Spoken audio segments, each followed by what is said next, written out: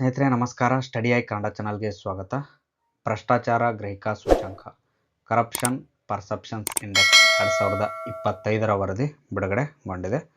ಇದನ್ನು transparency international ಎಂಬ ಸರ್ಕಾರೇತರ ಸಂಸ್ಥೆ ಪ್ರತಿ ವರ್ಷ ಭ್ರಷ್ಟಾಚಾರ ಗ್ರಹಿಕಾ ಸೂಚ್ಯಂಕದ ಒಂದು ಸರ್ವೆಯನ್ನು ಮಾಡಿ ತನ್ನ ವರದಿಯನ್ನು ನೀಡುತ್ತೆ. ಅದೇ ರೀತಿ 2025ನೇ ಸಾಲಿನ ಭ್ರಷ್ಟಾಚಾರ ಗ್ರಹಿಕಾ ಸೂಚ್ಯಂಕದ ವರದಿಯನ್ನು 2026 ಫೆಬ್ರವರಿ 10ರಂದು ಬಿಡುಗಡೆ ಮಾಡಿದೆ.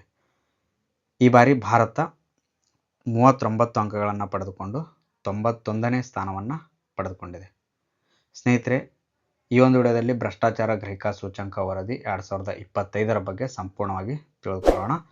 ವಿಡಿಯೋ ಪ್ರಾರಂಭಿಸೋದಕ್ಕಿಂತ ಮುಂಚೆ ನಮ್ಮ ಚಾನಲ್ನ ಯಾರ್ಯಾರು ಸಬ್ಸ್ಕ್ರೈಬ್ ಆಗಿಲ್ಲ ದಯವಿಟ್ಟು ಚಾನಲ್ನ ಸಬ್ಸ್ಕ್ರೈಬ್ ಆಗಿ ಹಾಗೂ ಮುಂದಿನ ವಿಡಿಯೋಗಳ ನೋಟಿಫಿಕೇಷನ್ಗಾಗಿ ಪಕ್ಕದಲ್ಲಿರುವ ಬೆಲ್ ಐಕಾನ್ ಮೇಲೆ ಕ್ಲಿಕ್ ಮಾಡಿ. ಜೊತೆಗೆ ನಮ್ಮ ಚಾನಲನ್ನು ಫೇಸ್ಬುಕ್ ಮತ್ತು ಇನ್ಸ್ಟಾಗ್ರಾಮಲ್ಲಿ ಕೂಡ ಫಾಲೋ ಮಾಡಿ ಹಾಗೂ ಈ ಒಂದು ವಿಷಯಗಳ PDF ನೋಟ್ಸ್ಗಾಗಿ ಸ್ಟಡಿ ಐ ಕನ್ನಡ ಚಾನಲನ್ನು ಟೆಲಿಗ್ರಾಮ್ ಮತ್ತು ವಾಟ್ಸಪ್ಪಲ್ಲಿ ಜಾಯ್ನ್ ಆಗಿ.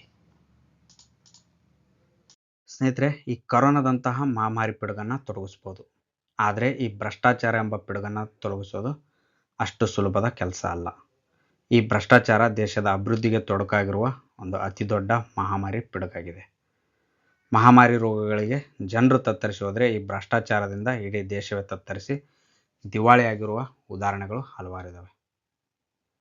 ದೇಶದಲ್ಲಿರ್ತಕ್ಕಂಥ ಬಲಾಢ್ಯರು ತಮ್ಮ ದುರಾಸೆಗಳಿಗೋಸ್ಕರ ಅಲ್ಲಿನ ದುರ್ಬಲರನ್ನು ಬಲಿ ಕೊಡುವಂಥ ಒಂದು ಅನಿಷ್ಟ ಪದ್ಧತಿಯೇ ಈ ಭ್ರಷ್ಟಾಚಾರ ಅಂತ ಹೇಳ್ಬೋದು. ಭ್ರಷ್ಟಾಚಾರ ಲಂಚಾವತಾರದಿಂದ ಎಷ್ಟೋ ಜನರ ಕುಟುಂಬಗಳೇ ಆರ್ಥಿಕವಾಗಿ ದಿವಾಳಿಯಾಗಿದ್ದಾವೆ. ಆದ್ದರಿಂದ ಈ ಭ್ರಷ್ಟಾಚಾರ ಇರುವ ದೇಶಗಳು ಅಭಿವೃದ್ಧಿ ಹೊಂದೋದು ತುಂಬ ಕಷ್ಟ. ಅದಕ್ಕಾಗಿಯೇ ಯಾವ ದೇಶಗಳಲ್ಲಿ ಭ್ರಷ್ಟಾಚಾರ ಪ್ರಮಾಣ ಎಷ್ಟರ ಮಟ್ಟಿಗೆ ಇದೆ ಎಂಬ ಸಮೀಕ್ಷೆಯನ್ನು ಮಾಡಿ ಅಂತಾರಾಷ್ಟ್ರೀಯ ಮಟ್ಟದಲ್ಲಿ ತಿಳಿಸುವಂಥ ಕೆಲಸವನ್ನು ಈ ಟ್ರಾನ್ಸ್ಪರೆನ್ಸಿ ಇಂಟರ್ನ್ಯಾಷನಲ್ ಎಂಬ ಸರ್ಕಾರೇತರ ಸಂಸ್ಥೆ ಪ್ರತಿ ವರ್ಷ ಭ್ರಷ್ಟಾಚಾರ ಗ್ರಹಿಕಾ ಸೂಚ್ಯಂಕ ವರದಿಯನ್ನು ಬಿಡುಗಡೆ ಮಾಡುತ್ತೆ. ಅದೇ ರೀತಿ 2025ನೇ ಸಾಲಿನ ಭ್ರಷ್ಟಾಚಾರ ಗ್ರಹಿಕಾ ಸೂಚ್ಯಂಕದ ವರದಿಯನ್ನು 2026 ಫೆಬ್ರವರಿ 10ರಂದು ಬಿಡುಗಡೆ ಮಾಡಿದೆ. ಈ ಟ್ರಾನ್ಸ್ಪರೆನ್ಸಿ ಇಂಟರ್ನ್ಯಾಷನಲ್ ಎಂಬ ಸರ್ಕಾರೇತರ ಸಂಸ್ಥೆಯನ್ನು 9/2/1993ರಲ್ಲಿ ನೆದರ್ಲ್ಯಾಂಡ್ ದೇಶದ ಹೇಗ್ನಲ್ಲಿ ಸ್ಥಾಪಿಸಲಾಗುತ್ತೆ. ನಂತರ 15/6/1993ರಂದು ಜರ್ಮನ್ ದೇಶದ ಬೆರ್ಲಿನ್ನಲ್ಲಿ ಅಧಿಕೃತವಾಗಿ ಈ ಒಂದು ಸಂಸ್ಥೆಯನ್ನು ನೋಂದಾಯಿಸಲಾಗುತ್ತೆ. ಭ್ರಷ್ಟಾಚಾರ ಗ್ರಹಿಕಾ ಸೂಚ್ಯಂಕ ಸಮೀಕ್ಷೆಯನ್ನು 182 ದೇಶಗಳ ಸಾರ್ವಜನಿಕ ವಲಯದ ಭ್ರಷ್ಟಾಚಾರ ಗ್ರಹಿಕಾ ಮಟ್ಟವನ್ನು ಸಮೀಕ್ಷೆ ನಡೆಸಲಾಗಿತ್ತು. ಈ ಸಮೀಕ್ಷೆಯಲ್ಲಿ 182 ದೇಶಗಳ ಪೈಕಿ ಭಾರತ 91ನೇ ಸ್ಥಾನವನ್ನು ಪಡೆದುಕೊಂಡಿದೆ. ಡೆನ್ಮಾರ್ಕ್ ದೇಶ ಭ್ರಷ್ಟಾಚಾರ ಕಡಿಮೆ ಹೊಂದಿರತಕ್ಕಂಥ ರಾಷ್ಟ್ರವಾಗಿದ್ದು ಅತಿ ಹೆಚ್ಚು ಭ್ರಷ್ಟಾಚಾರವನ್ನು ಹೊಂದಿರತಕ್ಕಂಥ ರಾಷ್ಟ್ರ ದಕ್ಷಿಣ ಸುಡಾನ್ 182ನೇ ಸ್ಥಾನವನ್ನು ಪಡೆದುಕೊಂಡಿದೆ. ಈ ಒಂದು ಸಮೀಕ್ಷೆ 182 ದೇಶಗಳಲ್ಲಿ ನಡೆಸಲಾಗಿದ್ದು 182ನೇ ಸ್ಥಾನವನ್ನು ದಕ್ಷಿಣ ಸುಡಾನ್ ಪಡೆದುಕೊಂಡಿದೆ. ಅಂದರೆ ಅತಿ ಹೆಚ್ಚು ಭ್ರಷ್ಟಾಚಾರವನ್ನು ಹೊಂದಿರತಕ್ಕಂಥ ರಾಷ್ಟ್ರ ದಕ್ಷಿಣ ಸುಡಾನ್, ಅತಿ ಕಡಿಮೆ ಭ್ರಷ್ಟಾಚಾರವನ್ನು ಹೊಂದಿರತಕ್ಕಂಥ ರಾಷ್ಟ್ರ ಡೆನ್ಮಾರ್ಕ್. ಸತತ 8ನೇ ಬಾರಿ ಡೆನ್ಮಾರ್ಕ್ ದೇಶ ಅತಿ ಕಡಿಮೆ ಭ್ರಷ್ಟಾಚಾರವನ್ನು ಹೊಂದಿರತಕ್ಕಂಥ ರಾಷ್ಟ್ರವಾಗಿ ಆಯ್ಕೆಯಾಗಿದೆ. ಭಾರತ ಕಳೆದ ಬಾರಿ 96ನೇ ಸ್ಥಾನವನ್ನು ಪಡೆದುಕೊಂಡಿತ್ತು. ಈ ಬಾರಿ 100ಕ್ಕೆ 39 ಅಂಕವನ್ನು ಪಡೆದುಕೊಂಡು 91ನೇ ಸ್ಥಾನವನ್ನು ಪಡೆದುಕೊಂಡಿದೆ. ಈ ಮೂಲಕ 5 ಸ್ಥಾನವನ್ನು ಏರಿಕೆ ಕಂಡಿದ್ದು ಭ್ರಷ್ಟಾಚಾರ ಕಡಿಮೆ ಆಗಿರೋದು ಇಲ್ಲಿ ಕಂಡುಬರುತ್ತೆ. ಭ್ರಷ್ಟಾಚಾರ ಗ್ರಹಿಕಾ ಸೂಚ್ಯಂಕ ವರದಿ ಮಾಪನ ಮಾಡುವ ವಿಧಾನವನ್ನು ನೋಡೋಣ. ಭ್ರಷ್ಟಾಚಾರ ಗ್ರಹಿಕಾ ಸೂಚ್ಯಂಕ ಸಮೀಕ್ಷೆಯನ್ನು ಸಾರ್ವಜನಿಕ ವಲಯದ ಭ್ರಷ್ಟಾಚಾರ ಗ್ರಹಿಕಾ ಮಟ್ಟವನ್ನು ಮಾಪನ ಮಾಡಲಾಗುತ್ತೆ. ಇವುಗಳನ್ನು 100 ಅಂಕಗಳಿಗೆ ಮಾಪನ ಮಾಡಲಾಗುತ್ತೆ. 100 ಅಂಕಗಳಲ್ಲಿ ಅತಿ ಕಡಿಮೆ ಅಂಕವನ್ನು ಪಡೆದಂಥ ರಾಷ್ಟ್ರ ಅತಿ ಹೆಚ್ಚು ಭ್ರಷ್ಟಾಚಾರವನ್ನು ಹೊಂದಿರುವ ರಾಷ್ಟ್ರ ಆಗಿರುತ್ತೆ.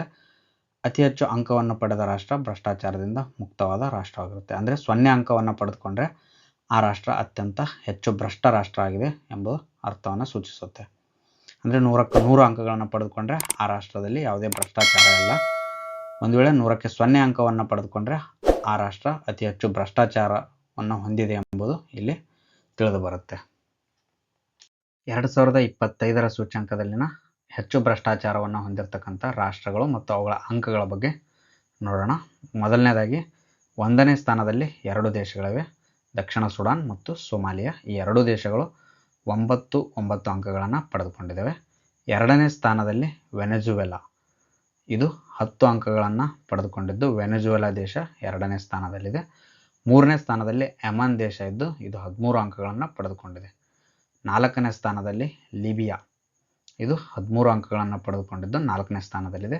ಇದು ಈ ಬಾರಿ 2025ರ ಸೂಚ್ಯಂಕದಲ್ಲಿ ಅತಿ ಹೆಚ್ಚು ಭ್ರಷ್ಟಾಚಾರವನ್ನು ಹೊಂದಿರತಕ್ಕಂಥ ಮೊದಲ 5 ದೇಶಗಳು: ದಕ್ಷಿಣ ಸುಡಾನ್, ಸೋಮಾಲಿಯಾ, ವೆನೆಜುವೆಲಾ, ಯೆಮನ್ ಮತ್ತು ಲಿಬಿಯಾ.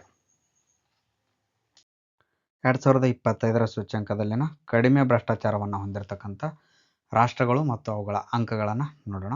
ಮೊದಲನೇ ಸ್ಥಾನದಲ್ಲಿ ಡೆನ್ಮಾರ್ಕ್ ದೇಶ ಇದೆ. ಇದು 89 ಅಂಕಗಳನ್ನು ಪಡೆದುಕೊಂಡಿದೆ. ಎರಡನೇ ಸ್ಥಾನದಲ್ಲಿ ಫಿನ್ಲ್ಯಾಂಡ್ ದೇಶವಿದ್ದು 88 ಅಂಕಗಳನ್ನು ಪಡೆದುಕೊಂಡಿದೆ. ಮೂರನೇ ಸ್ಥಾನದಲ್ಲಿ ಸಿಂಗಾಪುರ್ ದೇಶ ಇದ್ದು 84 ಅಂಕಗಳನ್ನು ಪಡೆದುಕೊಂಡಿದೆ.